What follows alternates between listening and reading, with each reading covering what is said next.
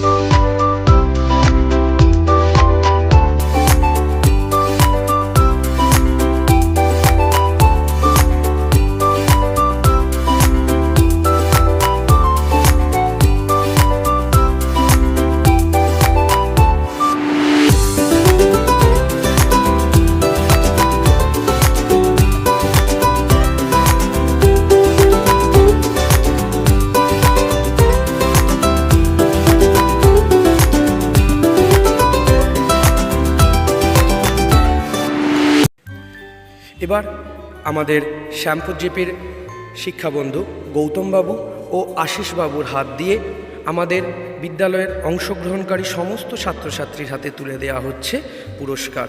এরপর আমাদের এই বিদ্যালয়ের আরেক শুভাকাঙ্ক্ষী সজল ভাইয়ের হাত দিয়েও তুলে দেওয়া হবে বিদ্যালয়ের সমস্ত ছাত্রছাত্রীর হাতে পুরস্কার। এরপর বিদ্যালয়ের প্রধান শিক্ষকের হাত দিয়ে আজকের খাদ্য মেলায় যারা প্রথম স্থান, দ্বিতীয় স্থান এবং তৃতীয় স্থান অর্জন করেছে তাদের হাতে তুলে দেওয়া হলো পুরস্কার। সকলেই ভালো থাকবেন। নমস্কার।